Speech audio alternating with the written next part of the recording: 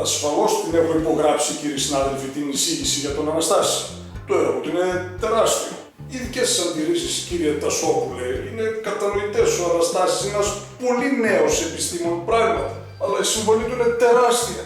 Έχει ξεπεράσει τα όρια της μοριακής κουζίνας, έχει ανοίξει το δρόμο για την ατομική κουζίνα, την πυρηνική κουζίνα και ήδη διερευνά τα όρια της αστροσωματιδιακής κουζίνας. 3 τεράστια βήματα σε τόσο μικρό διάστημα από ένα νέο φυσικό. Πιστεύω πως ζούμε το άμμος μοιράπηλης του Αναστάση. Σας παρακαλώ, κύριε Χριστόπουλε, δεν είναι δυνατόν να τα λέτε αυτά. Ο Αναστάσης είναι νεότατος, θα πρέπει να εγκριθεί η εργασία του και από την παγκόσμια επιστημονική κοινότητα, να επαληθευτούν τα αποτελέσματα. Δεν ξέρουμε τι ισχύει. Νομίζω πως μπορούμε να είμαστε λίγο πιο τολμηροί, κατά τη γνώμη μου. Και ας ακούσουμε και τη γνώμη του καθηγητή Χαριτόπουλου.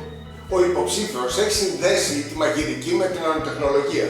Σκεφτείτε να ελέγχουμε τη γεύση και το άρωμα στην νανοκλίμακα. Κύριε Τασόπουλε, δεν μένει παρά να υπογράψετε. Άσε.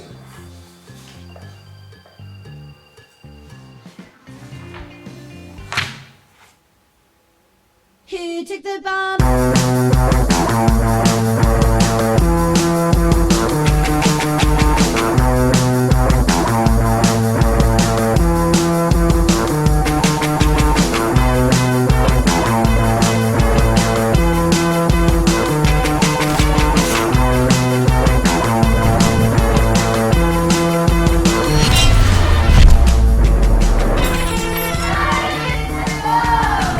Γεια σας φίλοι μου, τι κάνετε? Είμαι ο Αναστάσης σε μια ακόμα εκπομπή του Try This At Home.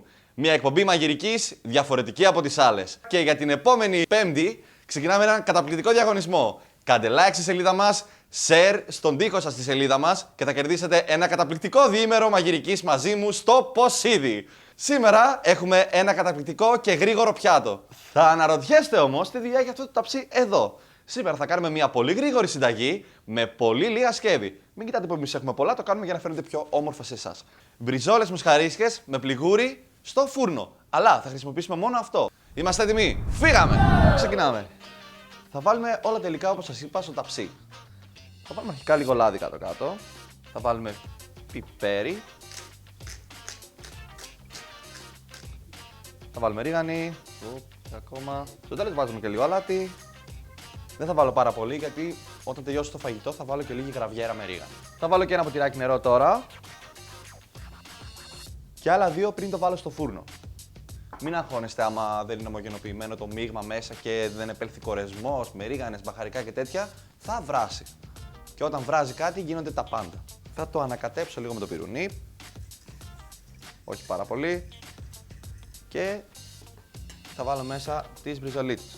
1, 2, 3, ρίζα 16. Καταλάβατε το αστείο? Και στο τέλος θα βάλουμε λίγα μανιτάρια. Οκ. Λίγη πιπερίτσα που μου αρέσει πάρα πολύ. Και εδώ μέσα έχω κρεμμύδι και σκόρδο. Τελευταίο ανακάτεμα με αυτά. Πάνε παντού. Ανακατέψτε τα. Να σας πω λίγο και την ιστορία αυτής της συνταγής. Μία μέρα που είχα 12 ώρες μάθημα και άλλες 3 ώρες που ήμουν στη βιβλιοθήκη, γυρίζω σπίτι και έχω μία στίβα γύρω στα 12,5 εκατοστά με πιάτα. Οπότε βαριέμαι να τα πλύνω όλα αυτά και λέω θα τα κάνω όλα σε ένα ταψί. Και τα κατάφερα. Και θα σας το δείξω για να το κάνετε και εσείς. Και μπορείτε, άμα θέλετε, να το φάτε και μέσα από το ταψί. Δεν θα λερώσετε ούτε πιάτα. Καταλάβατε? Βάζουμε ακόμα ένα ποτήρι νερό.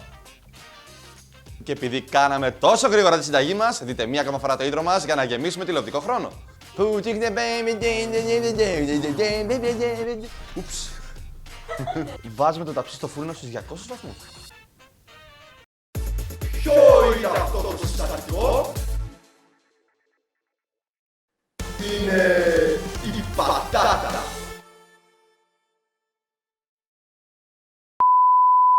Καλησπέρα. Τι κάνετε? Είμαστε εδώ πέρα γιατί μας έχουν εγκλωβισμένους.